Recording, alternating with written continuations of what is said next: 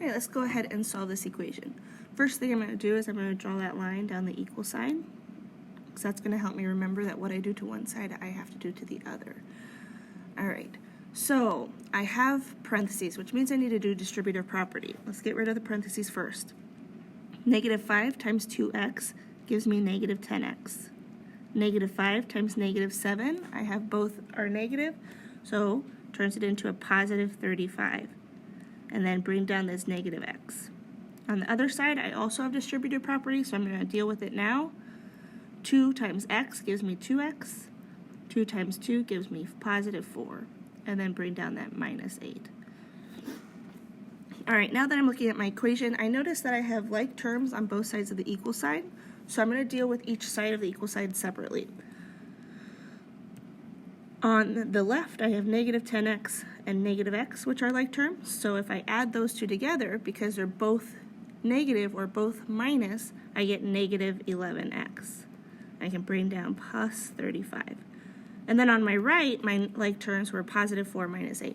So positive 4 minus 8, there are two different signs. So I'm going to subtract and keep the sign of the larger absolute value, which turns into negative 4. So 2x minus 4.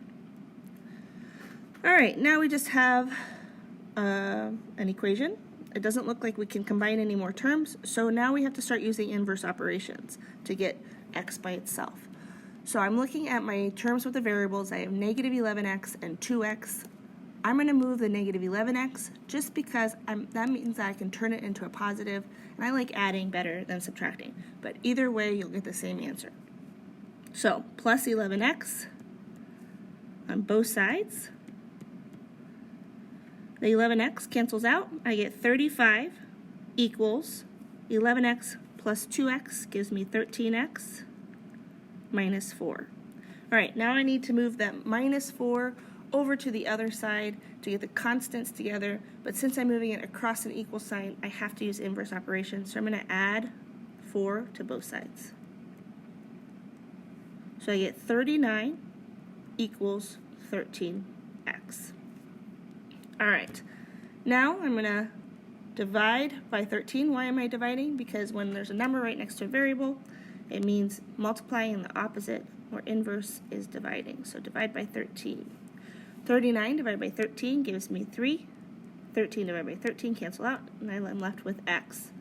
All right, let's see if that makes our equation true. So what I'm going to do is I'm going to substitute in 3 for all of my x's. So negative 5 parentheses 2. Okay, so since it's right next to it, I'm going to put in parentheses 3 minus 7 and parentheses minus x equals 2. 3 plus 2 minus 8.